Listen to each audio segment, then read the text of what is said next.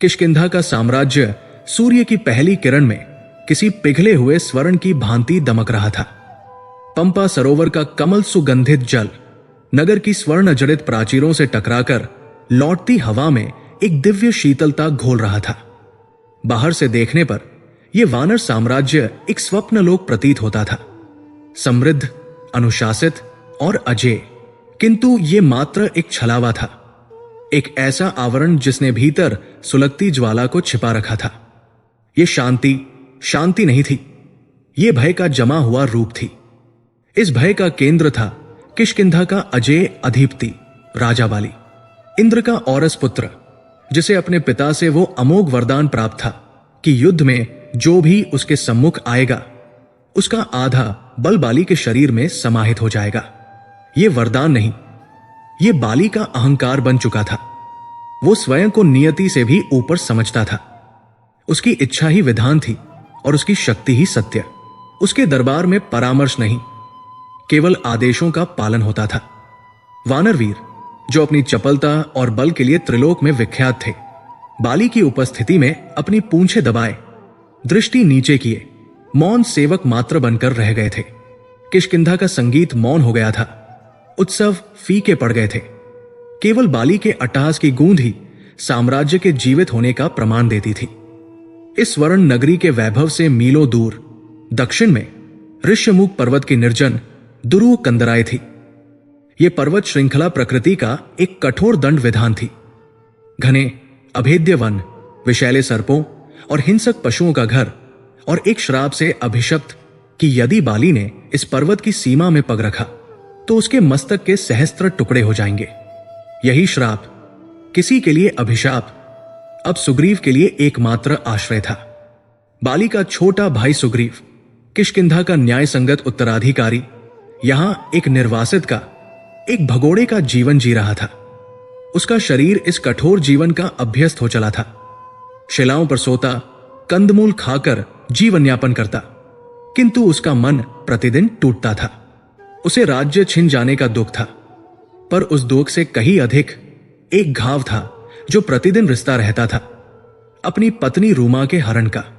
बाली ने न केवल उसका राज्य छीना था, बल्कि उसके सम्मान को भी रौंद डाला था।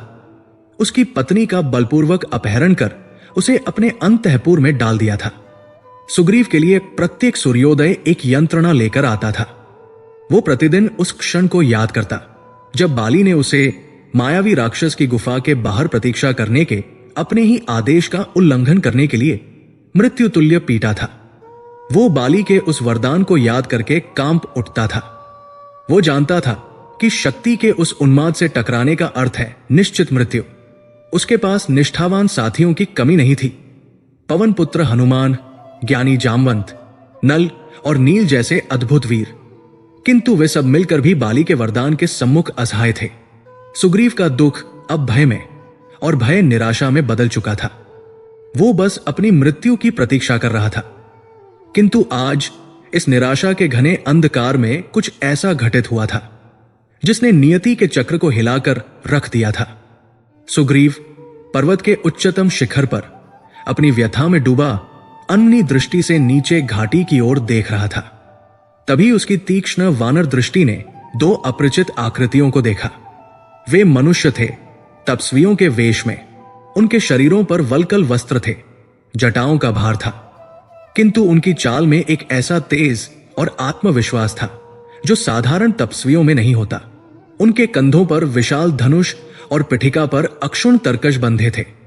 सुग्रीव का हृदय भय से धड़क उठा। उसका पहला विचार था, बाली, अवश्य ही बाली ने कोई नया षड्यंत्र रचा है। ये दोनों मायावी राक्षस हो सकते हैं जो तपस्वी वेश में मेरी हत्या करने आए हैं। उसका शरीर कांपने लगा।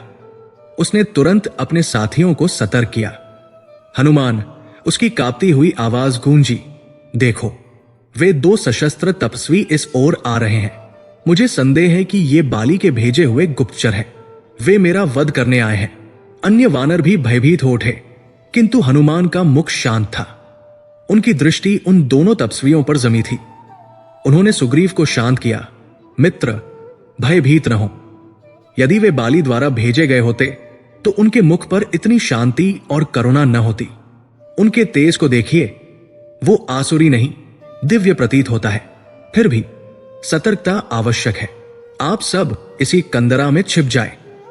मैं एक विप्र ब्राह्मण का वेश धरकर उनके पास जाता हूं और उनकी मंशा जानने का प्रयास करता हूं। सुग्रीव ने सहमति में सिर हिलाया और सभी वानर कंदरा के अंधकार में विलीन हो गए। पवन पुत्र हनुमान ने एक सूक्ष्म रूप धारण किया और क्षण भर में पर्वत से नीचे उतरकर एक शांत सौम्य ब्राह्मण का वेश धर उन दोनों तपस्वियों के मार्ग में आ खड़े हुए।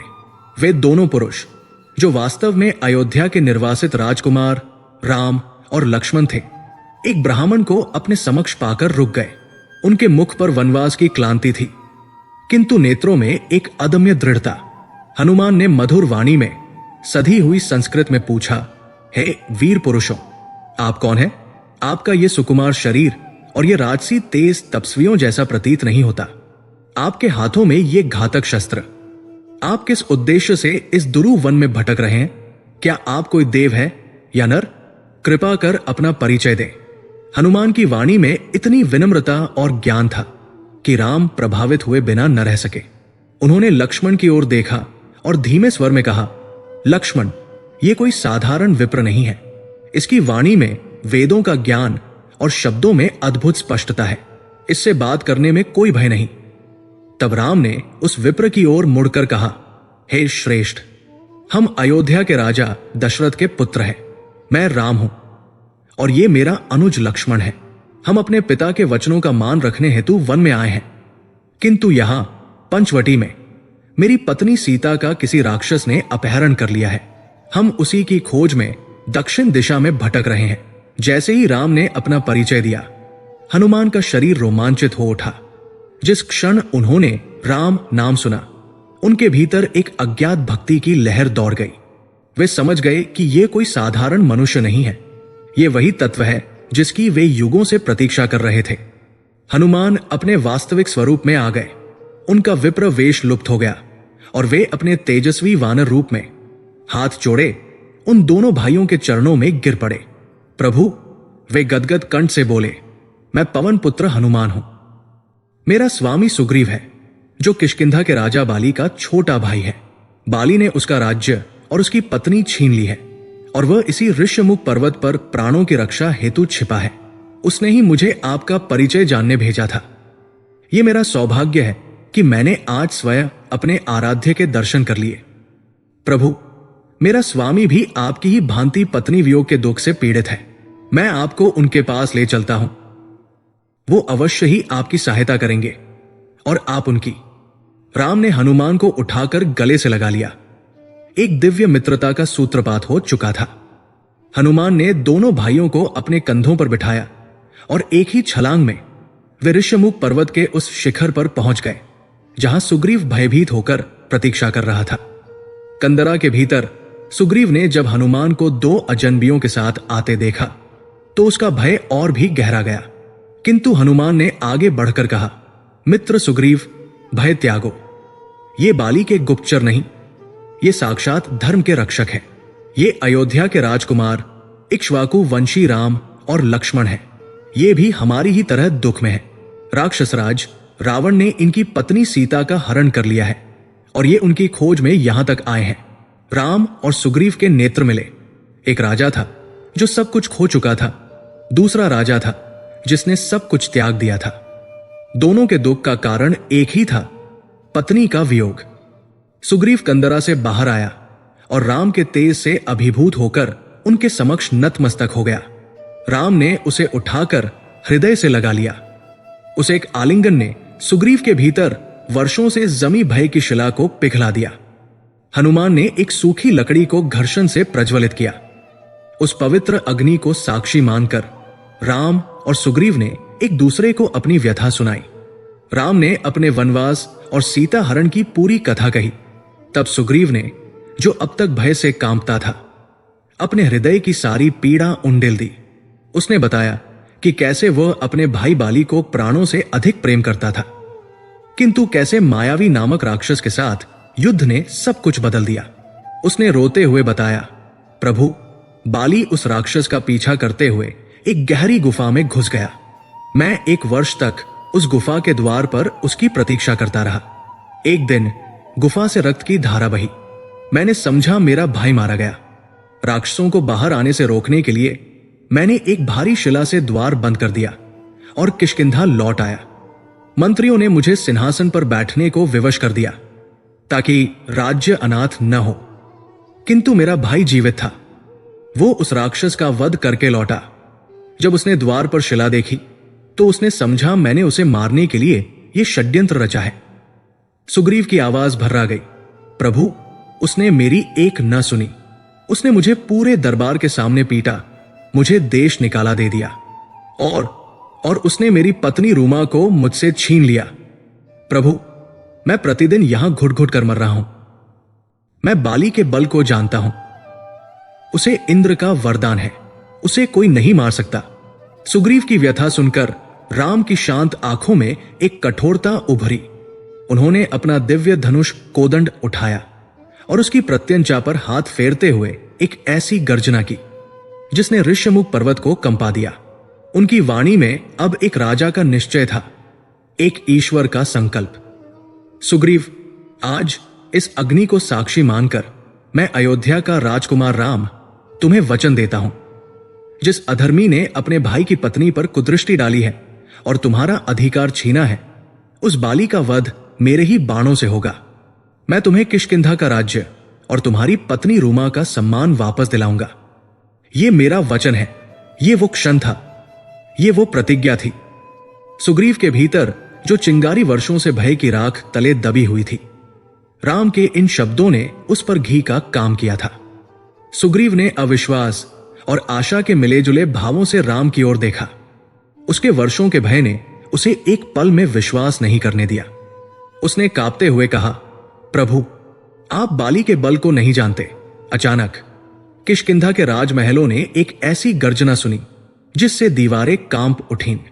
यह कोई साधारण पशु क्रोध नहीं था, यह एक सुविचारित मर्मभेदी ललकार थी जिसमें वर्षों का दबा हुआ संताप, अपमान और अब एक अज्ञात अभूतपूर्व आत्मविश्वास घुला हुआ था। स्वर्ण जड़ित सभा कक्ष में बहता हुआ मदिरा का प्रवाह थम गया। नर्तकियों के घुंघरू जहां के तहां जम गए और चाटुकार दरबारियों के कंठ में उनके प्रशंसागान सूख गए। उस एक क्षण के लिए किष्किंधा का अजय दुर्ग एक गहन सन्नाटे में डूब गया। यह सुग्रीव की ललकार थी। बाली, जो अपने मणियों से जड़े हुए भव्य सिंहासन पर अर्धशन की मुद्रा में था, अपने एक हाथ में स्वर्ण चक घुमा रहा था। इस ध्वनि से तिल मिलाया नहीं, उसके अधरों पर एक क्रूर तिरस्कारपूर्ण मुस्कान फैल गई। उसने चषक को एक ओर रखते हुए अपने भीमकाय शरीर को साधा। उसका अहंकार उसकी शक्ति से भी अधिक विशाल था। वो मूड फिर मरने आया है। उसकी गहरी घर्षण युक्त आवाज कक्ष में गूंजी। लगता है ऋषमुख के कंदमूल खाकर उसका जी भर गया है। पिछली बार की मार का स्मरण शायद क्षीण हो गया है। इस बार मैं उसके प्राण लेकर ही रहूंगा ताकि यह प्रतिदिन का उपद्रव सदा के लिए समाप्त हो जाए। दरबारियों ने अपने स्वामी के इस आत्मविश्वास पर कायरतापूर्ण अट्टहास किया, किंतु वो अट्टहास खोखला था। सबकी आंखों में उस ललकार का भय स्पष्ट था। लेकिन बाली की पत्नी महारानी तारा उस गर्जना को सुनकर कांप उठी। वो मात्र एक भोग विलास में डूबी रानी नहीं थी, वो एक विदुषी थी। राजनीति और भविष्य के संकेतों को समझने वाली एक असाधारण स्त्री। उसका हृदय किसी अनिष्ट की आशंका से भर गया। उसका मातृत्व जो अपने पुत्र अंगद के लिए था और उसका पत्नी धर्म जो बाली के प्रति था, दोनों एक साथ भय से आक्रांत हो उठे। वो जानती थी कि सुग्रीव बाली के बल से परिचित है। वो उस वरदान की शक्ति को जानता था जिसने बाली को अजेय बना दिया था। सुग्रीव डरपोक हो सकता है, किंतु मूर्ख नहीं था। वो कभी भी किसी भी परिस्थिति में अकेले बाली को ललकारने का दुस्साहस नहीं कर सकता। यह असंभव था। उस गर्जना में निराशा नहीं थी, उस गर्जना में मृत्यु का भय नहीं था। उस गर्जना में बल था, एक ऐसा बल जो सुग्रीव का अपना नहीं था। यह गणना तारा के मस्तिष्क में बिजली की गति से कौंधी। वो अपने आसन से उठी और दरबार के वैभव को चीरती हुई, अपने बहते हुए वस्त्रों को संभालती हुई बाली के सिंहासन की ओर भागी। दरबारियों के लिए यह एक अभूतपूर्व दृश्य था। महारानी ने मर्यादाओं को ताक पर रखकर भागकर बाली के चरण पकड़ लिए। उसकी आंखों में आंसू नहीं थे, उनमें एक स्पष्ट गहन भय था। स्वामी, रुक जाइए। उसकी आवाज में घबराहट नहीं, एक दृढ़ चेतावनी थी। मेरी विनती सुनिए महाराज, यह केवल सुग्रीव की वाणी नहीं है। इस ललकार में किसी और का बल छिपा है। मुझे भय लग रहा है। बाली ने अपनी पत्नी की ओर घृणा से देखा। उसे अपनी शक्ति के प्रदर्शन के मध्य यह व्यवधान असह्य हो गया। तारा, तुम अपना विवेक खो बैठी हो। एक स्त्री के भय ने तुम्हारी बुद्धि को ढक लिया है।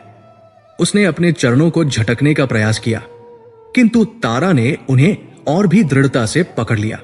नहीं स्वामी, वो गिड़गिड़ाई। मैंने सुग्रीव को भय से कांपते देखा है। मैंने उसे आपके नाम से ही प्राणों की भीख मांगते देखा है। ये वो सुग्रीव नहीं है। ये ध्वनि किसी ऐसे स्रोत से आ रही है जो आपकी शक्ति से अपरिचित नहीं, बल्कि उससे भी अधिक किसी शक्ति पर विश्वास रखता है। स्वामी, मैंने ज्ञानी वानरों से सुना है कि अयोध्या के 2 राजकुमार, जो स्वयं को अजय कहते हैं, दंडकारण्य में घूम रहे हैं। वे असाधारण धनुर्धर हैं।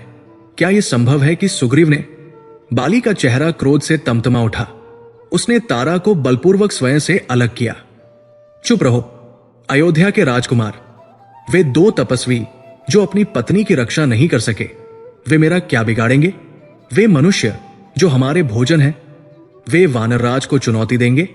तारा, तुमने मेरे अजेय बल का अपमान किया है। सुग्रीव ने किसी को पाया हो या नहीं, इससे कोई अंतर नहीं पड़ता। मेरे सम्मुख जो भी आएगा, उसका आधा बल मुझ में समा जाएगा। अब मेरा मार्ग मत रोको। आज मैं उस कायर के रक्त से किष्किंधा की धरती को सींचूंगा। बाली ने अपनी विशाल गदा उठाई और सभा कक्ष से बाहर निकल पड़ा। उसके पगों की धमक से राजमहल का गलियारा कांप रहा था। तारा वहीं उस ठंडे संगमरमर के फर्श पर दोनों हाथ जोड़े बैठी रही। उसकी आंखें अपने पति के उस विनाशकारी प्रस्थान को देखती रही। वो जानती थी कि बाली नहीं, आज उसका अहंकार युद्ध करने जा रहा था। किष्किंधा के मुख्य द्वार के बाहर सुग्रीव खड़ा था। उसका हृदय किसी बंदी पक्षी की भांति धड़क रहा था। उसने ललकार तो दिया था, किंतु जैसे ही बाली के आने की आहट हुई, उसके शरीर की सारी शक्ति क्षीण होने लगी। वो पसीने से लथपथ था। उसके नेत्र बार बार उस घने वृक्षमूह की ओर उठ जाते थे, जहां उसने प्रतिज्ञा के अनुसार भगवान राम को अपने दिव्य धनुष कोदंड के साथ छिपने के लिए कहा था। हे राम, मेरी लाज रखना प्रभु। हे प्रभु, अपना वचन निभाना। वो मन ही मन प्रार्थना कर रहा था। तभी दुर्ग का विशाल द्वार चरमराते हुए खुला और साक्षात मृत्यु की भांति सूर्य के प्रकाश को ढकता हुआ बाली बाहर निकला। उसकी लाल आंखें क्रोध से जल रही थी और उसका स्वर्ण मुकुट सूर्य की किरणों में दमक रहा था। आ गया कायर। बाली ने अपनी गदा को भूमि पर पटकते हुए गर्जना की। आज तुझे बचाने वाला कोई नहीं है। आज तू मेरे हाथों से नहीं बचेगा। सुग्रीव ने स्वयं को संभाला। उसने राम के वचनों का स्मरण किया। अधर्मी, सुग्रीव ने अपनी कांपती हुई वाणी को स्थिर करने का प्रयास करते हुए कहा, आज मैं तुझसे अपना राज्य, अपनी पत्नी और अपना सम्मान वापस लेने आया हूं। आज तेरा अंत निश्चित है। बाली इस उत्तर पर अट्टहास कर उठा। तेरा सम्मान? तूने गुफा के द्वार पर शिला रखकर मेरे साथ जो विश्वासघात किया था, उसके बाद भी तू सम्मान की बात करता है? मूर्ख! अगले ही पल बाली एक भूखे सिंह की भांति सुग्रीव पर झपटा। सुग्रीव भी तैयार था, किंतु बाली का वेग और बल अतुलनीय था। पहला ही मुक्का, जो वज्रपात के समान था, सुग्रीव के वक्ष पर पड़ा। सुग्रीव कई गज दूर जाकर गिरा। उसके मुख से रक्त का फव्वारा छूट पड़ा। उसे लगा उसके प्राण निकल जाएंगे। राम, राम कहा हो? वो चीखना चाहता था। वो उन वृक्षों की ओर देख रहा था। बाण क्यों नहीं आया? बाली ने उसे उठने का अवसर नहीं दिया। उसने सुग्रीव को उसके बालों से पकड़ा और उसे हवा में उठाकर पुनः भूमि पर पटक दिया। दोनों वानर वीरों में एक अविश्वसनीय पाश्विक युद्ध आरंभ हो गया। वे दोनों स्वयंपूंज की भांति एक दूसरे से गुंथ गए थे। कभी सुग्रीव बाली पर प्रहार करता, कभी बाली सुग्रीव को पछाड़ देता। धूल का एक ऐसा बवंडर उठा जिसने उन दोनों को लगभग ढक लिया। वे एक दूसरे पर मुक्कों, लातों, नखों और दांतों से प्रहार कर रहे थे। सुग्रीव अपनी पूरी शक्ति से लड़ रहा था, इस आशा में कि एक क्षण को ही सही राम को अवसर मिलेगा। किंतु बाली का वरदान अपना काम कर रहा था। सुग्रीव जितनी अधिक शक्ति से प्रहार करता, बाली उतना ही अधिक बलशाली होता जाता। दूर वृक्षों की ओट में राम अपने धनुष की प्रत्यंचा खींचे अविचल खड़े थे। उनका बाण संधानित था, उनकी दृष्टि युद्ध पर गड़ी थी, किंतु उनके माथे पर पसीने की बूंदें थी। लक्ष्मण उनके पास ही खड़े थे, वे भी इस दृश्य से भ्रमित थे। प्रभु, लक्ष्मण ने धीमे स्वर में कहा, आप बाण क्यों नहीं चला रहे? सुग्रीव परास्त हो रहा है। राम की भ्रिकुटी तन गई। लक्ष्मण, उन्होंने लगभग फुसफुसाते हुए कहा, मैं बाण कैसे चलाऊं? उन दोनों को देखो, वे दोनों भाई केवल जुड़वा नहीं हैं, वे एक दूसरे का प्रतिबिंब है। उनका वर्ण, उनकी कदकाठी, उनकी युद्ध शैली, उनके आभूषण, सब एक समान है।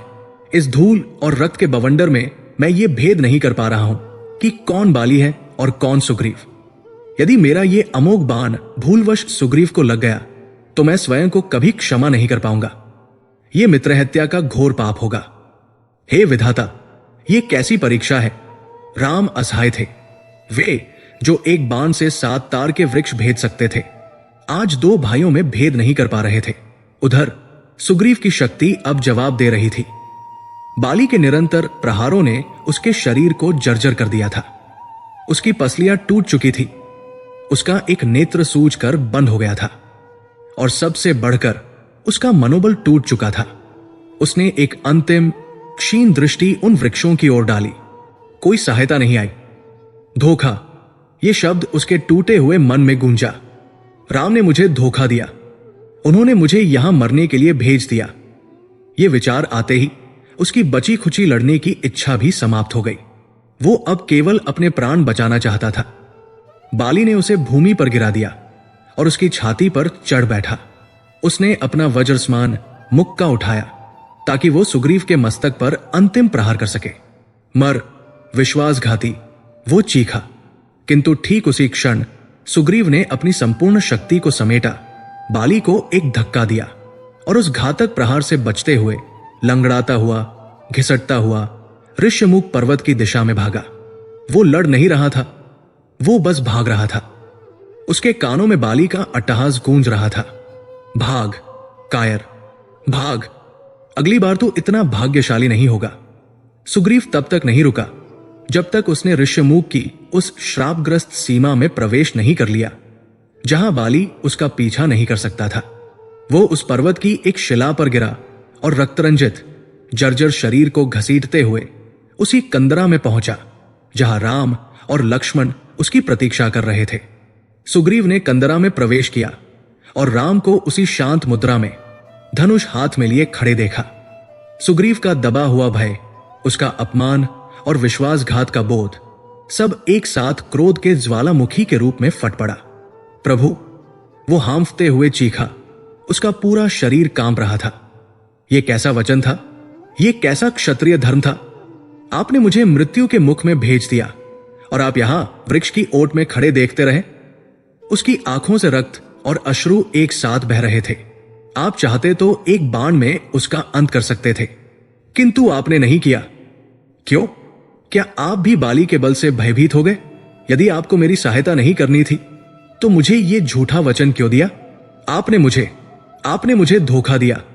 आप भी बाली से भिन्न नहीं हैं, आप अधर्मी हैं। हनुमान और अन्य वानरों ने सुग्रीव को शांत करने का प्रयास किया, किंतु वो उन्माद में था। उसे अपनी मृत्यु से अधिक राम के मौन ने आहत किया था। राम ने सुग्रीव के इस क्रोध को, उसके कटु वचनों को धैर्य से सुना। उनके मुख पर न क्रोध था, न ग्लानि, उनके नेत्रों में एक गहरी करुणा थी। जब सुग्रीव थककर रोते हुए भूमि पर बैठ गया, तब राम उसके पास गए। उन्होंने अपना हाथ उसके कंधे पर रखा। शांत हो जाओ मित्र सुग्रीव, उनकी वाणी में एक दृढ़ता थी। तुम मुझ पर अविश्वास का आरोप लगा रहे हो, किंतु तुमने स्थिति को समझा नहीं। मैं तुम्हें वचन देकर पीछे हटने वालों में से नहीं हूं। मेरा बाण प्रत्यंचा पर चढ़ा हुआ था, किंतु सुग्रीव ने अविश्वास से सिर उठाया। किंतु क्या प्रभु, आप भयभीत थे। राम ने दृढ़ता से कहा, नहीं सुग्रीव, मैं भ्रमित था। तुम दोनों भाई रूप, रंग और आकार में इतने समान हो और तुम्हारा युद्ध कौशल इतना मिलता जुलता है कि उस धूल के गुबार में मैं ये निश्चय ही नहीं कर पाया कि तुम कौन हो और बाली कौन। सुग्रीव इस तर्क से स्तब्ध रह गया। भेद नहीं कर पाए? राम ने गंभीरता से कहा, हां सुग्रीव, मेरे बाण अमोघ हैं। यदि मेरा बाण तुम्हें लग जाता तो मैं सीता को कैसे खोजता? मैं इस मित्र हत्या के पाप को कैसे धोता? मैं धर्म की स्थापना के लिए निकला हूं, अधर्म करने के लिए नहीं। इसीलिए मुझे विवश होकर रुकना पड़ा। सुग्रीव का क्रोध अब लज्जा में बदल रहा था। उसे अपनी अज्ञानता पर क्षोभ हुआ। वो राम के चरणों में गिर पड़ा। मुझे क्षमा करें प्रभु, मैंने अपने दुख और भय में आप पर लांछन लगाया। किंतु अब क्या होगा? वो मुझे मार डालेगा। वो अब और भी अधिक सतर्क हो गया होगा। लक्ष्मण, जो अब तक मौन थे, आगे बढ़े। नहीं सुग्रीव, यही अवसर है। सुग्रीव ने प्रश्नवाचक दृष्टि से देखा। लक्ष्मण ने कहा, बाली अभी अपनी विजय के अहंकार में डूबा होगा। वो मदिरा पी रहा होगा और तुम्हारा उपहास उड़ा रहा होगा। वो ये कल्पना भी नहीं कर सकता कि तुम इतनी शीघ्रता से पुनः आक्रमण करोगे। उसका अहंकार ही उसकी मृत्यु बनेगा। राम ने लक्ष्मण की बात का समर्थन किया। लक्ष्मण ठीक कह रहा है सुग्रीव, किंतु इस बार हमें भेद का एक चिन्ह चाहिए। राम ने हनुमान की ओर देखा। पवन पुत्र तत्काल संकेत समझ गए। वे वन में गए और क्षण भर में गजपुष्पी की एक महकती हुई खिली हुई लता ले आए। उन्होंने अपने हाथों से उस लता की एक सघन माला गूंथी और उसे सुग्रीव के गले में डाल दिया। वो माला सुग्रीव के रक्तरंजित शरीर पर किसी दिव्य कवच की भांति सुशोभित हो रही थी। राम ने सुग्रीव के दोनों कंधे पकड़े और उसे खड़ा किया। सुग्रीव अभी भी कांप रहा था। उसका शरीर टूट चुका था और मन भयभीत था। प्रभु, मुझ में पुनः जाने का साहस नहीं है। मेरे अंग में पीड़ा हो रही है।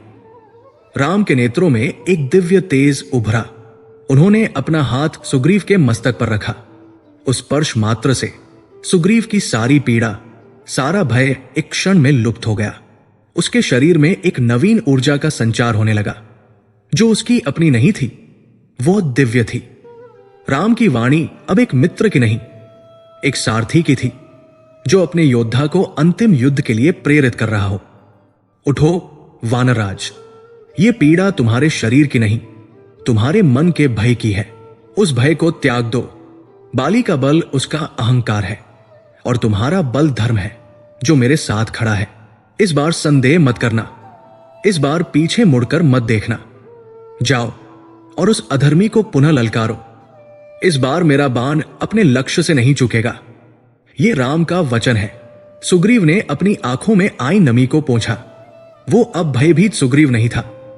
वो राम के विश्वास से भरा हुआ धर्म का योद्धा था। उसने अपने गले में पड़ी पुष्पमाला को छुआ। उसने राम के चरणों की धूली अपने मस्तक पर लगाई। जैसी आपकी आज्ञा प्रभु। वो मुड़ा और उस कंदरा से बाहर निकला। उसका लंगड़ाना बंद हो गया था। उसकी चाल में अब एक निश्चय था। हनुमान और अन्य वानर भी उसके पीछे पीछे जय श्री राम का घोष करते हुए चले, किंतु राम ने उन्हें रोक दिया। नहीं, ये युद्ध केवल सुग्रीव का है। तुम सब यही रुको। सुग्रीव ने एक बार मुड़कर राम को देखा और किष्किंधा के दुर्ग की ओर चल पड़ा। वो जानता था कि इस बार वह या तो किष्किंधा का राजा बनकर लौटेगा या उसे वीरगति प्राप्त होगी। वो जब किष्किंधा के द्वार पर पहुंचा, उस समय बाली अपने अंतःपुर में तारा और अन्य रानियों के साथ अपनी विजय का उत्सव मना रहा था। तभी उस उत्सव को भंग करते हुए किष्किंधा ने एक और गर्जना सुनी। ये गर्जना पहले से भी अधिक भयंकर थी। ये युद्ध की वो भयंकर ललकार थी जिसमें अब भय का लेश मात्र भी नहीं था। इसमें केवल प्रलय का आह्वान था। किष्किंधा के मदिरासक्त उत्सवर्त अंतःपुर में वह दूसरी गर्जना एक वज्रपात की भांति गिरी। नर्तकियों के पैर जहां थे वही जम गए। स्वर्णचकों से ढुलकती मदिरा संगमरमर के फर्श पर बहने लगी। यह ललकार पहली वाली से भिन्न थी।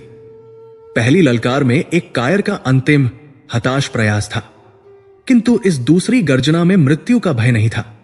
इसमें प्रलय का निश्चय था। यह एक ऐसी ललकार थी जिसने किष्किंधा के अजय होने के अहंकार पर सीधी चोट की थी। बाली, जो अभी अभी सुग्रीव को मृत्यु के द्वार से खदेड़ कर लौटा था और अपनी इस विजय का उत्सव मना रहा था, सिंहासन से ऐसे उछला मानो किसी बिच्छू ने डंक मार दिया हो। उसका मुख क्रोध से विकृत हो गया। ये असंभव है, वो गुर्राया। उस कायर में इतनी शक्ति शेष कैसे रही? मैंने तो उसकी अस्थियां तक तोड़ दी थी। वो पुनः मेरे द्वार पर मृत्यु का आह्वान करने आया है। इस बार मैं उसे क्षमा नहीं करूंगा। उसका शरीर मदिरा और क्रोध के आवेग में कांप रहा था। उसने अपनी विशाल गदा उठाई और एक ही छलांग में दरबार से बाहर जाने को उद्यत हुआ। किंतु इस बार उसके मार्ग में एक ऐसी शक्ति खड़ी हो गई जो उसकी गदा से अधिक दृढ़ थी। उसकी पत्नी महारानी तारा, जो उस ललकार को सुनते ही आशंका से श्वेत पड़ गई थी, इस बार केवल गिड़गिड़ाई नहीं, वो अपने पति के समक्ष उस गलियारे में किसी अभेद्य शिला की भांति खड़ी हो गई। उसकी भुजाएं फैली हुई थी। उसकी आंखों में भय नहीं था। भय का स्थान एक ऐसी स्पष्टता ने ले लिया था जो भविष्य को देख सकती थी। बाली ने तारा को झिड़क दिया, मार्ग से हट जाओ तारा, तुम स्त्रियां व्यर्थ ही भयभीत होती हो। यह मेरे और मेरे कायर भाई के मध्य का विषय है। तारा ने अपना सिर दृढ़ता से नकारा। नहीं स्वामी, उसकी आवाज कांप तो रही थी, किंतु उसमें एक अजब सा निश्चय था। यह वो कांपता हुआ सत्य था जिसे बाली का अहंकार सुनने को तैयार नहीं था। यह आपके और आपके भाई के मध्य का विषय नहीं रह गया है। यह किष्किंधा और किष्किंधा के विनाश के मध्य का विषय है। बाली अट्टहास कर उठा, यद्यपि उस हंसी में भी एक खनकती हुई बौखलाहट थी। विनाश मेरा? तारा, क्या तुम भूल गई कि मुझे देवराज इंद्र से क्या वरदान प्राप्त है? जो भी मेरे सम्मुख युद्ध के लिए आएगा उसका आधा बल मुझ में समा जाएगा। सुग्रीव जितना अधिक बल लेकर आएगा वो उतना ही निर्बल होता जाएगा। उसे मेरे वरदान के बारे में नहीं पता कि शत्रु का आधा बल मुझे मिल जाता है। तारा ने कांपते हुए कहा, नहीं स्वामी, वो सब जानता है। वो आपके वरदान को मुझसे भी भली भांति जानता है। इसीलिए मैं कह रही हूं, वो अकेला नहीं है।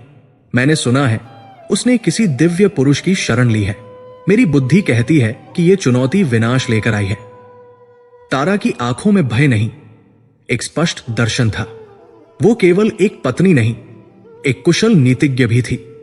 वो दैत्य गुरु शुक्राचार्य की शिष्या, एक असाधारण स्त्री थी जो राजनीति और नियति के संकेतों को पढ़ सकती थी।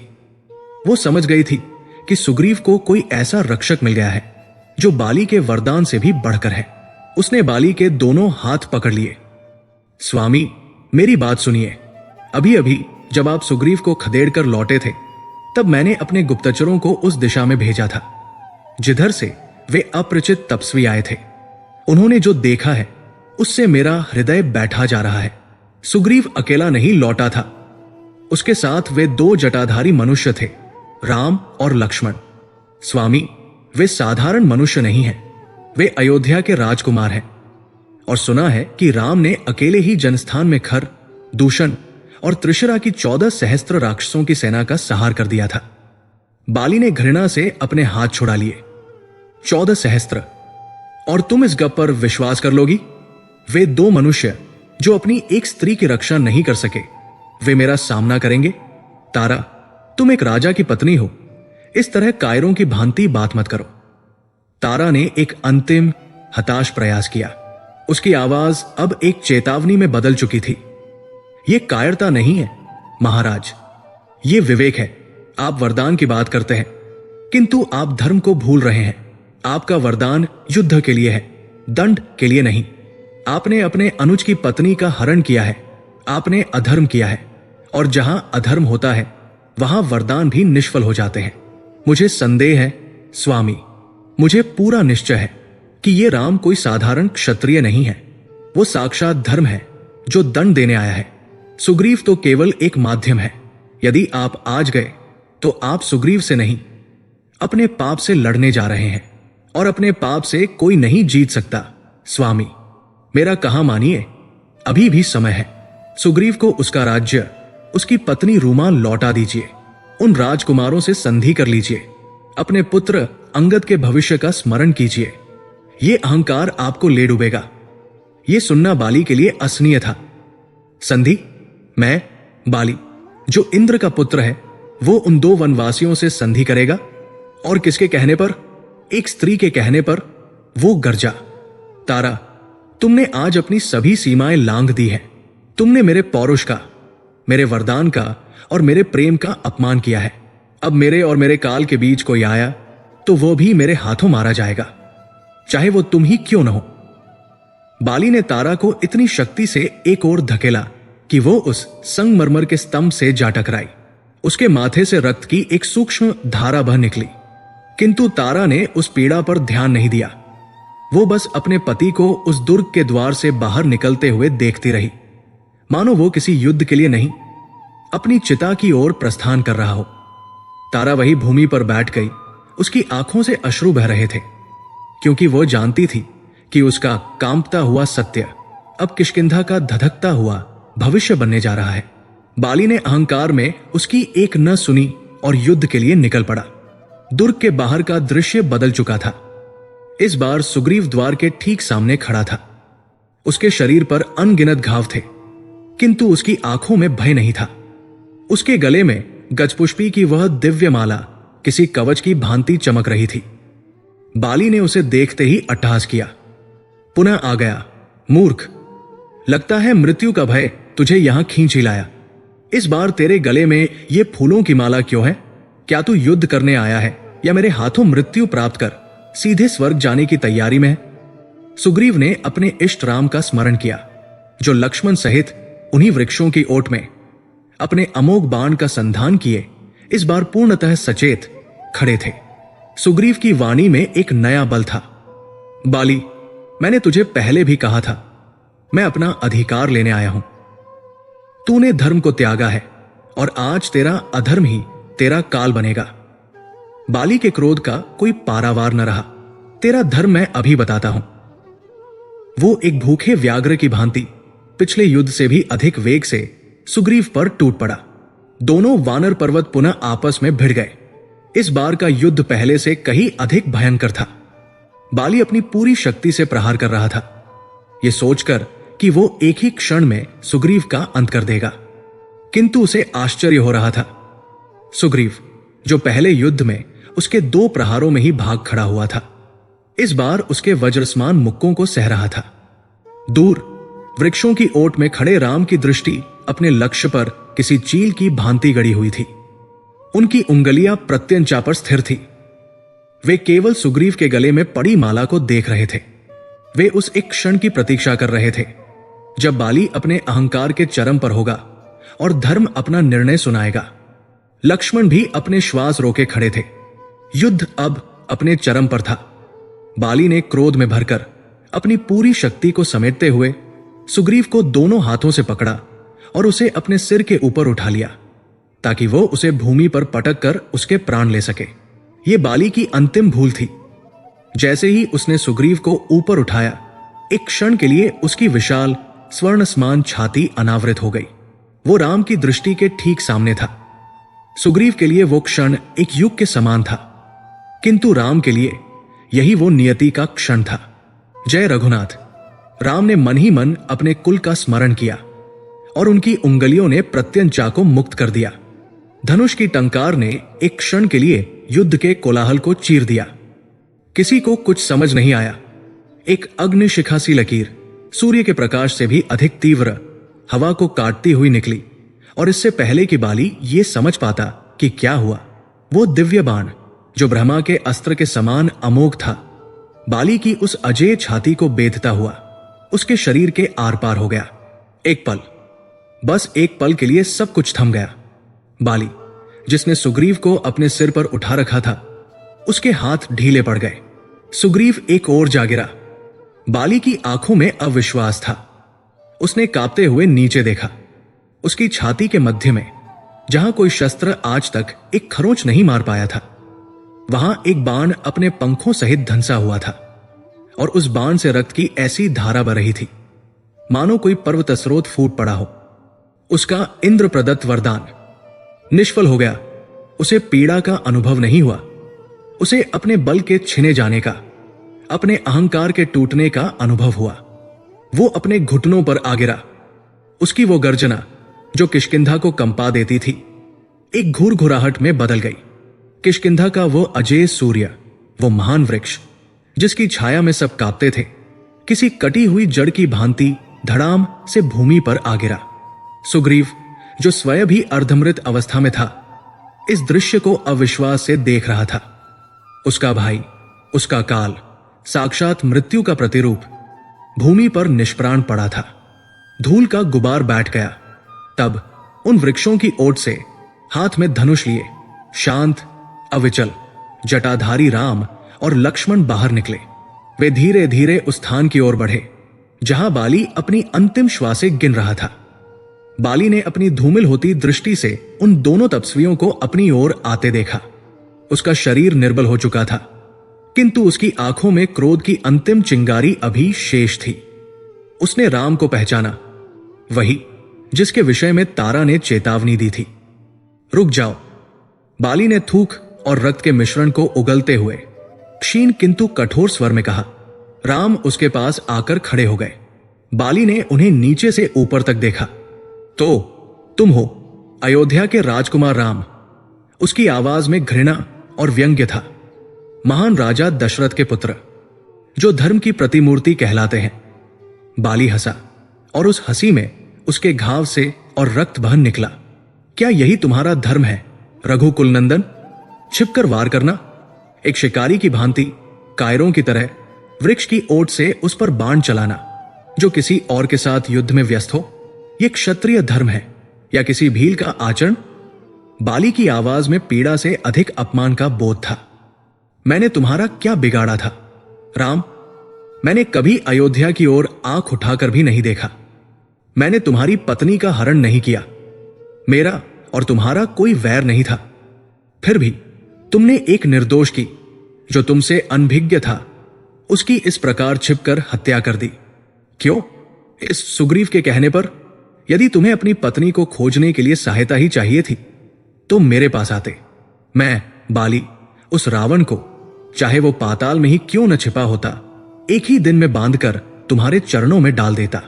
किंतु तुमने मित्रता के लिए भी एक कायर को चुना और हत्या के लिए धर्म का मार्ग छोड़ दिया। बोलो राम, आज तुम इतिहास को क्या उत्तर दोगे कि तुमने एक निहत्थे, एक अन्य मनस्क योद्धा की हत्या की है? राम उस मरते हुए योद्धा के पास खड़े रहे। उनके मुख पर न ग्लानि थी, न विजय का गर्व। उनके नेत्रों में एक गहरी शांत करुणा थी, किंतु उनकी वाणी एक राजा की भांति दृढ़ थी। बाली, उन्होंने कहा, तुम धर्म की बात करते हो, किंतु तुमने धर्म को कभी जाना ही नहीं। तुमने अपनी शक्ति को ही अपना धर्म मान लिया। तुम मुझे कायर कहते हो क्योंकि मैंने छिपकर वार किया, किंतु तुम ये भूल गए कि तुम एक धर्म योद्धा की भांति नहीं, एक मदांत पशु की भांति आचरण कर रहे थे। बाली की आंखें इस आरोप से जल उठीं, किंतु राम ने उसे बोलने का अवसर नहीं दिया। धर्म कहता है बाली कि अनुज, छोटा भाई, पुत्र और शिष्य, ये तीनों पुत्र समान होते हैं और इनकी पत्नियां पुत्री समान होती हैं।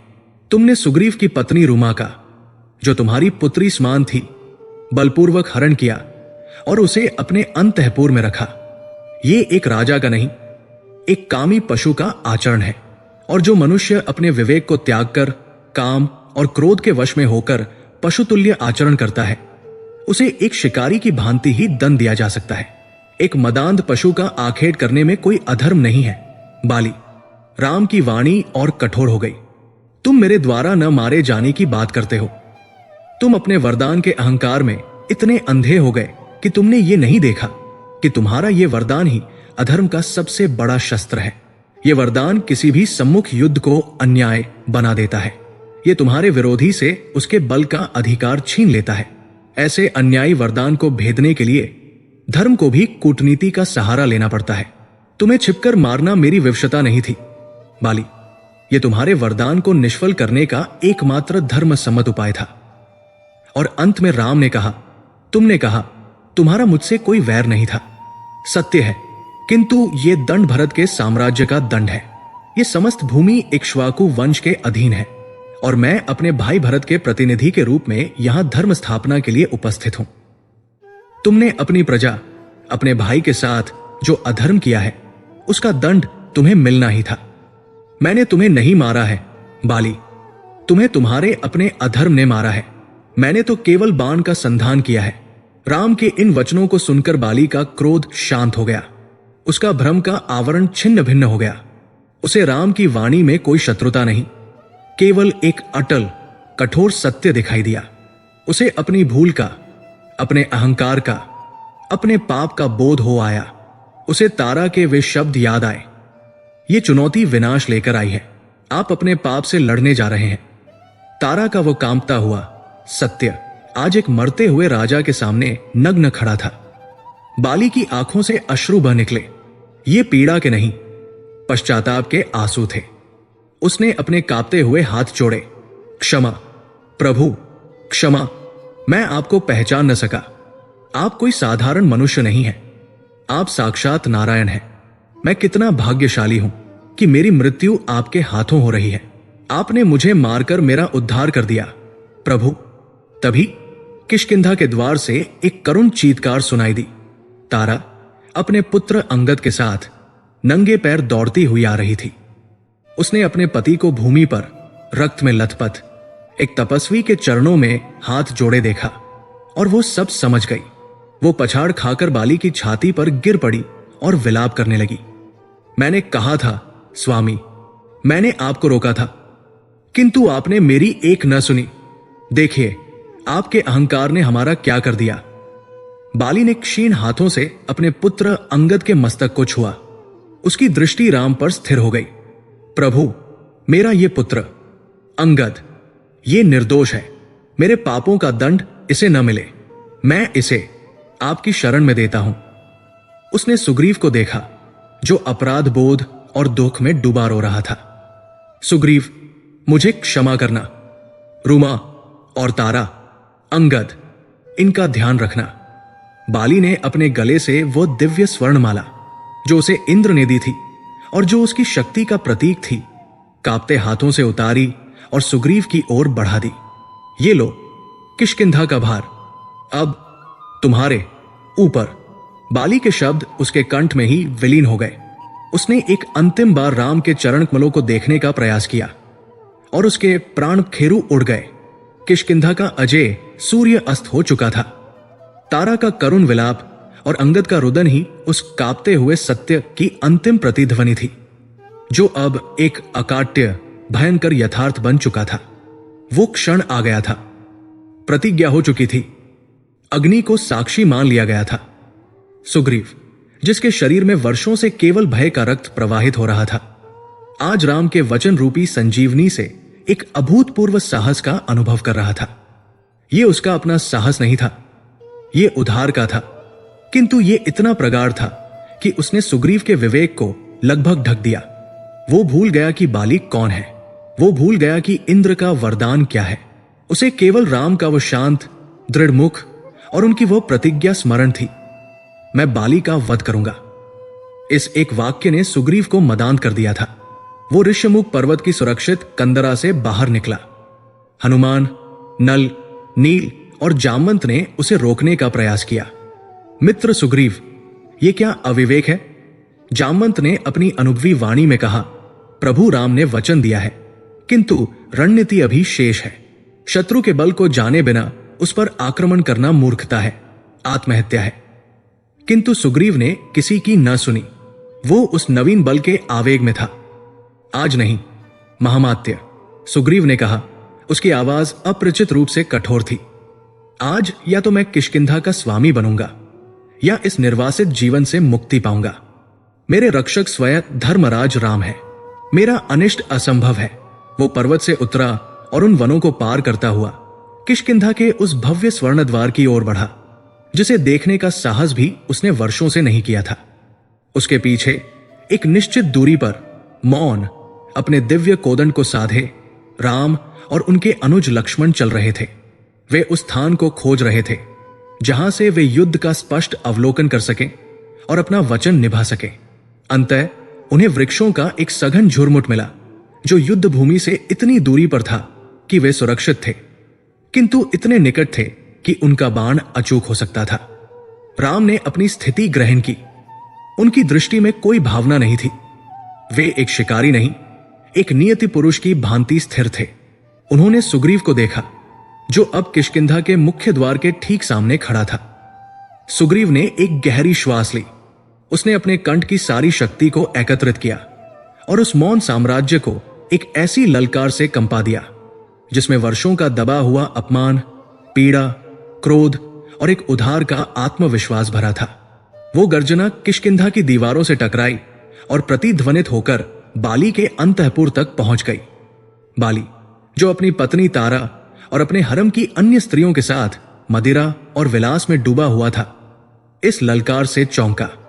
पहले तो उसे अपने कानों पर विश्वास नहीं हुआ। ये ध्वनि, ये सुग्रीव की थी, वही सुग्रीव जो उसके नाम से ही कांप उठता था। बाली के अधरों पर एक क्रूर मुस्कान फैल गई। देखो उस कायर की। वो अपने दरबारियों की ओर मुड़कर हंसा। लगता है ऋष्यमुख के कंदमूल खाकर उसका पेट इतना भर गया है कि वो स्वयं मृत्यु का ग्रास बनने चला आया है। आज मैं उसका वध करके ही इस अध्याय को समाप्त करूंगा। वो अपने सिंहासन से उठा, किंतु इससे पहले कि वो आगे बढ़ता, उसकी विदुषी पत्नी तारा ने उसका मार्ग रोक लिया। स्वामी, उसने कहा, उसकी आंखों में एक अज्ञात भय था। यह केवल सुग्रीव की ललकार नहीं है, इसमें कुछ अपरिचित है। वो आपके बल को जानता है। वो कभी भी अकेला आपको ललकारने का साहस नहीं कर सकता। अवश्य ही उसे किसी का संरक्षण प्राप्त हुआ है। मेरी बात मानिए, अभी युद्ध के लिए न जाए। बाली ने उसे झिड़क दिया। स्त्रियों की भांति भयभीत मत हो तारा, मेरा वरदान मेरे साथ है। उसके साथ चाहे त्रिदेव भी क्यों ना जाए। मेरे सम्मुख आते ही उनका आधा बल मुझ में समा जाएगा। तुम उत्सव की तैयारी करो। मैं अभी उस विश्वासघाती का मस्तक लेकर लौटता हूं। बाली ने अपनी स्वर्णगदा उठाई और राजमहल से बाहर निकल पड़ा। द्वार पर सुग्रीव अपने भाई को साक्षात काल की भांति अपनी ओर आते देख कांप उठा। एक क्षण के लिए उसका सारा साहस, राम का सारा वचन, सब कुछ पिघल गया। बाली का वो आभा मंडल, उसकी वो मदमस्त चाल, उसकी आंखों में वो घृणा। सुग्रीव के पैर पीछे हटने को हुए, किंतु तभी उसकी दृष्टि दूर उन वृक्षों के झुरमुट पर पड़ी। वो उन्हें देख नहीं सकता था, पर वो जानता था कि वे वहां है। राम, राम मेरे साथ है। इस विचार ने उसे वही जमाए रखा। बाली उसके समक्ष आकर रुका। दोनों भाइयों ने एक दूसरे को देखा। एक जो साम्राज्य के ऐश्वर्य में पला बढ़ा, शक्तिशाली और अहंकारी। दूसरा जो निर्वासन के ताप में तपकर कठोर किंतु भयभीत था। तो तू आ ही गया कायर, बाली गर्जा। किसके बल पर मुझे ललकारा है? क्या तू भूल गया कि पिछली बार मैंने तेरी क्या गति की थी? सुग्रीव ने स्वयं को संभाला। मैं अपना अधिकार लेने आया हूं। बाली, उसने अपनी कांपती आवाज को स्थिर करने का प्रयास किया। मेरी पत्नी और मेरा राज्य मुझे लौटा दो और मैं तुम्हें क्षमा कर दूंगा। यह सुनना था कि बाली का अट्टहास गूंज उठा। क्षमा? तू मुझे क्षमा करेगा? तू जो मेरे टुकड़ों पर पला है? बाली ने अपनी गदा एक ओर फेंकी। मैं तुझे गदा से नहीं मारूंगा। मैं तुझे अपने इन्हीं हाथों से मसल दूंगा। यह मल्ल युद्ध होगा ताकि तुझे अपनी शक्ति का पूरा ज्ञान हो जाए। और तब वो भयंकर मल्ल युद्ध आरंभ हुआ। दोनों वानरवीर, जो आकार और रूप में लगभग एक समान थे, दो क्रोधित हाथियों की भांति एक दूसरे से भिड़ गए। वो टक्कर इतनी भयंकर थी कि धरती कांप उठी। पहले ही क्षण में सुग्रीव ने अपनी पूरी शक्ति, अपने सारे क्रोध को समेटकर बाली के वक्ष पर एक प्रचंड मुक्के का प्रहार किया। सुग्रीव को लगा था कि यह प्रहार बाली को हिला देगा, किंतु ऐसा नहीं हुआ। बाली हिला तक नहीं। इसके विपरीत सुग्रीव को ऐसा लगा जैसे उसने किसी वज्र की चट्टान पर प्रहार किया हो। और अगले ही पल उसने एक विचित्र भयावह अनुभव किया। उसे लगा जैसे उसके शरीर की सारी ऊर्जा सारा बल उस प्रहार के माध्यम से खिंचकर बाली के शरीर में समा गया हो। बाली की आंखें, जो पहले ही लाल थी, अब और भी अधिक दमकने लगी। उसका शरीर और भी अधिक पुष्ट और विशाल प्रतीत होने लगा। ये इंद्र का वरदान था। ये वो अमोघ शक्ति थी जिसका कोई तोड़ नहीं था। जैसा कि अपेक्षित था, बाली सुग्रीव पर भारी पड़ रहा था। मूर्ख, बाली गरजा और उसने अपना पहला प्रहार किया। वो एक मुक्का नहीं था, वो साक्षात यम का प्रहार था। वो सुग्रीव की पसलियों पर पड़ा। सुग्रीव को लगा कि उसके प्राण खेरु उड़ गए। वो कई गज दूर जाकर गिरा। उसके मुख से रक्त का फव्वारा छूट पड़ा। उसे एक क्षण के लिए कुछ दिखाई नहीं दिया। उसके कानों में केवल एक भीषण सन्नाटा छा गया। वो भूमि पर पड़ा हाँफ रहा था। राम, प्रभु राम! उसका मन चीत्कार उठा। बाण कहाँ है? आपने कहा था। एक बाण। उसने अपनी धूमिल होती आंखों से उन वृक्षों के झुरमुट की ओर देखने का प्रयास किया, किंतु बाली ने उसे अवसर नहीं दिया। वो एक भूखे सिंह की भांति उस पर झपटा और उसे उसके बालों से पकड़कर उठा लिया। इतनी जल्दी थक गया, अनुज? उसने व्यंग्य से कहा और सुग्रीव को हवा में घुमाकर पुनः भूमि पर पटक दिया। इस बार सुग्रीव की पीठ की हड्डी लगभग टूट गई। पीड़ा की एक असहनीय लहर उसके पूरे शरीर में दौड़ गई। सुग्रीव की दृष्टि बार बार वृक्षों के झुरमुट में अपने रक्षक श्री राम को खोज रही थी।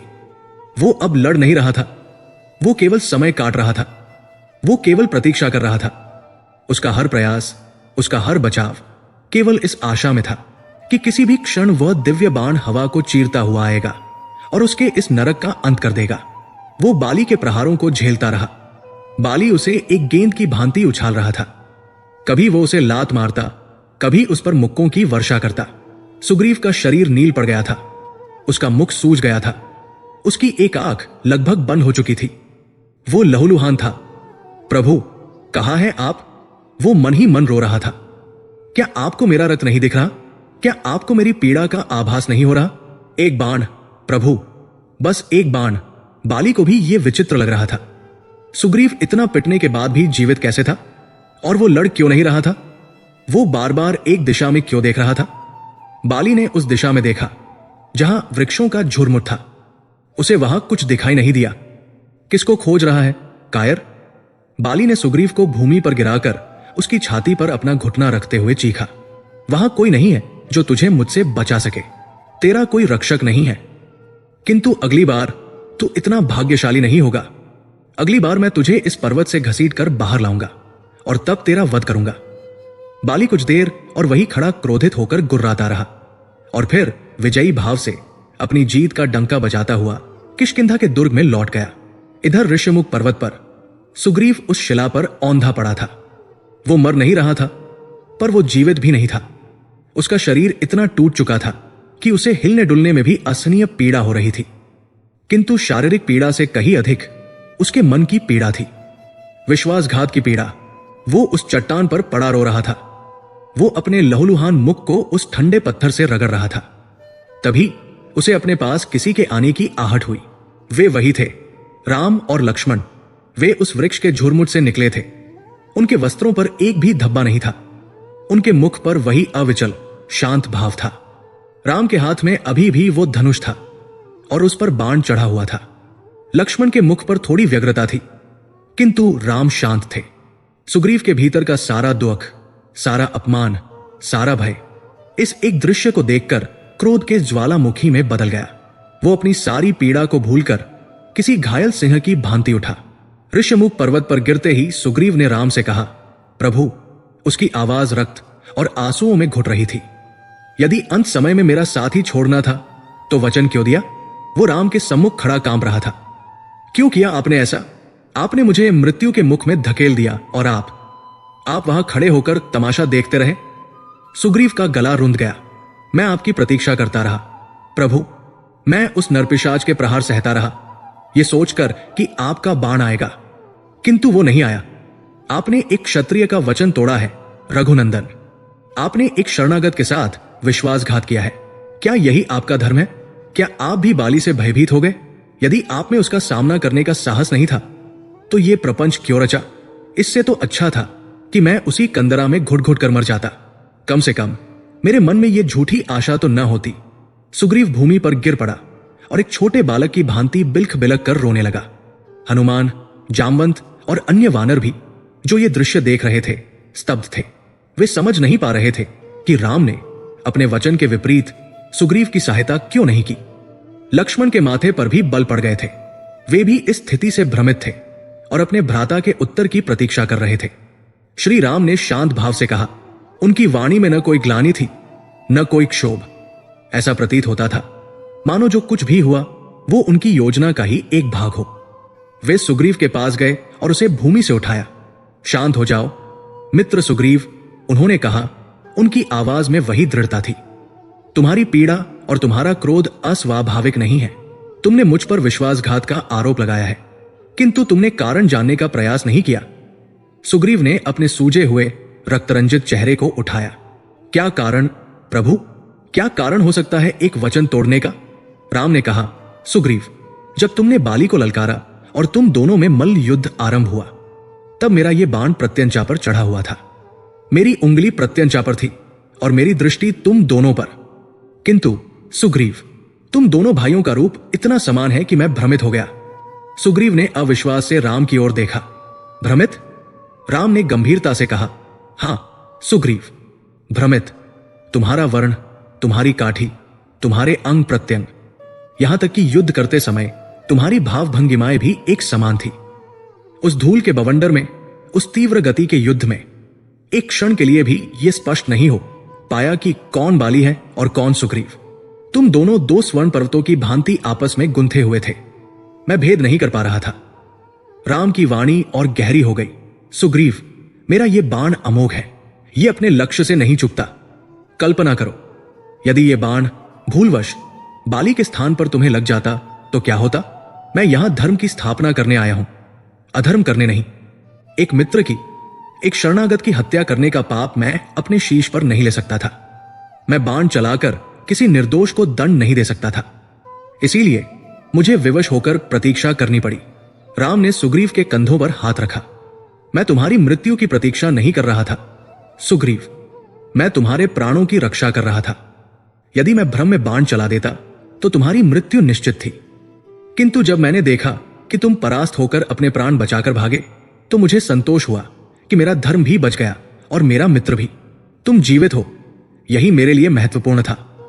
सुग्रीव इस तर्क को सुनकर अवाक रह गया। उसका क्रोध, जो एक क्षण पहले चरम पर था, अब एक गहरी ग्लानि और लज्जा में परिवर्तित हो रहा था। उसे अपनी मूर्खता का आभास हुआ। उसने एक अविवेकी की भांति आक्रमण किया था और अपनी उस भूल का दोष वो राम को दे रहा था। वो जो विश्वासघात के दंश से जल रहा था, अब स्वयं राम के चरणों में गिर पड़ा। मुझे क्षमा करें प्रभु, मुझे क्षमा करें। वो रोने लगा। मैंने अपने भय और अपनी पीड़ा में आप पर लांछन लगाया। आपने मेरा वध न करके मुझ पर कृपा की है। किंतु प्रभु, अब क्या होगा? मेरा विश्वास तो टूट गया था, किंतु अब मेरा साहस टूट गया है। मैं पुनः उस काल के मुख में जाने का साहस कैसे करूंगा? वो अब और भी अधिक सतर्क होगा। वो मुझे मार डालेगा। सुग्रीव का शरीर अभी भी कांप रहा था। पहला द्वंद्व जो आशा के साथ आरंभ हुआ था, वो एक टूटे हुए विश्वास और एक भयंकर पराजय पर समाप्त हुआ था। सुग्रीव जीवित था, किंतु बाली अजेय था। राम का वचन अधूरा था। कंदरा में एक गहन भारी मौन छा गया।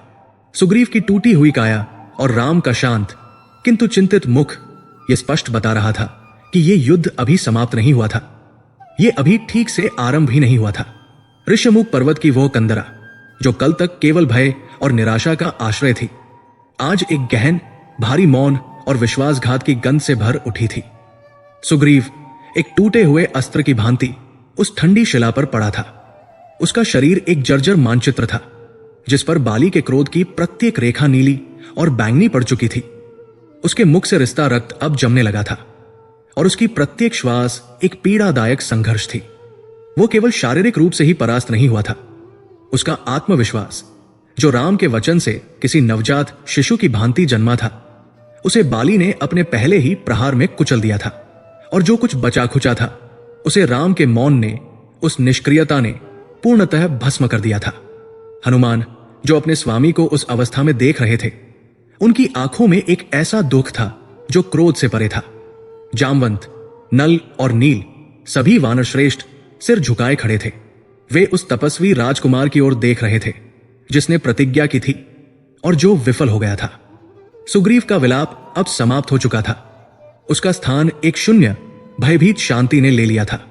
उसने राम के उस तर्क को सुना था। मैं भ्रमित हो गया था। यह तर्क, यह क्षत्रिय धर्म की दुहाई सुग्रीव के लिए किसी क्रूर उपहास से कम नहीं थी। भ्रमित? उसका मन चीत्कार उठा। आप ईश्वर हैं और आप भ्रमित हो गए? आप जिसने एक बाण से 7 तार के वृक्ष भेद दिए, वो 2 भाइयों में भेद न कर सका? यह कैसा न्याय है प्रभु? यह कैसी प्रतिज्ञा है?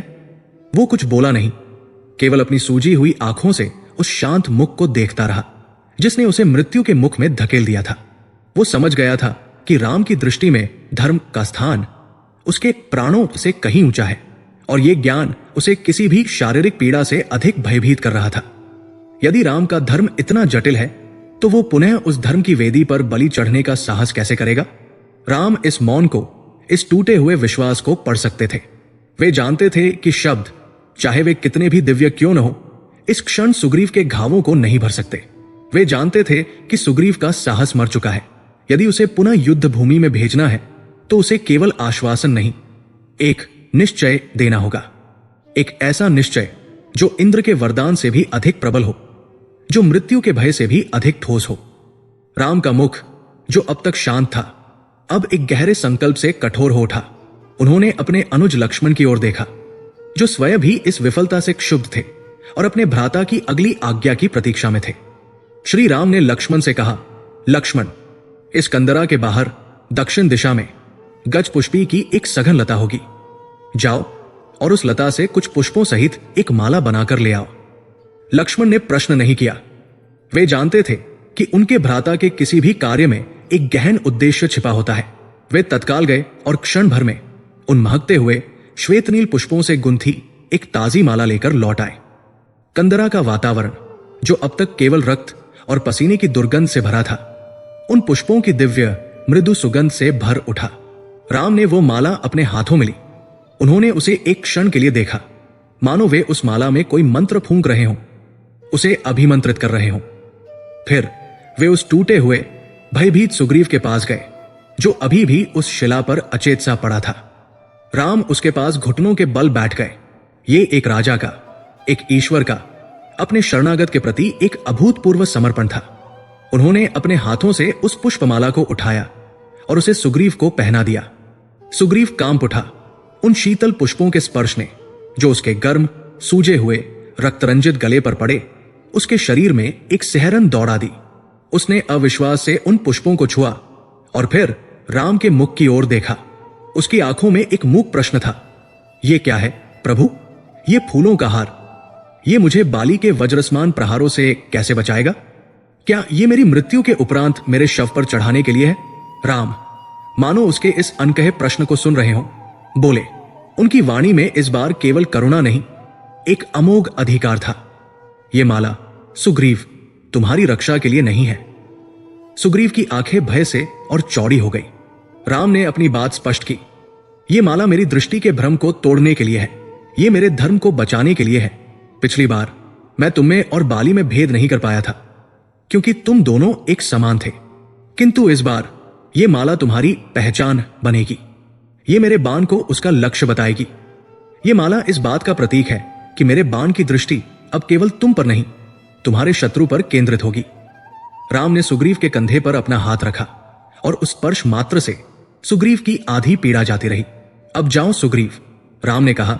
उनकी वाणी में एक ऐसी दृढ़ता थी जिसने सुग्रीव के भीतर बुझ चुकी अंतिम चिंगारी को भी पुनः प्रज्वलित कर दिया। पुनः अपने शत्रु को ललकारो। इस बार संदेह मत करना, इस बार पीछे मुड़कर मत देखना। इस बार तुम्हारा शत्रु पहचाना जाएगा, और जिसका शत्रु पहचाना गया हो उसका अंत निश्चित है। ये एक वचन था जो पहले वचन से भिन्न था। पहले वचन में बल था, इस वचन में निश्चय था। सुग्रीव धीरे धीरे उठा। उसके शरीर में अभी भी असहनीय पीड़ा थी, किंतु उसके मन का भय उस पुष्पमाला की सुगंध में कहीं विलीन हो गया था। उसे विश्वास हो गया था कि राम का बाण अब भ्रमित नहीं होगा। उसने माला को छुआ।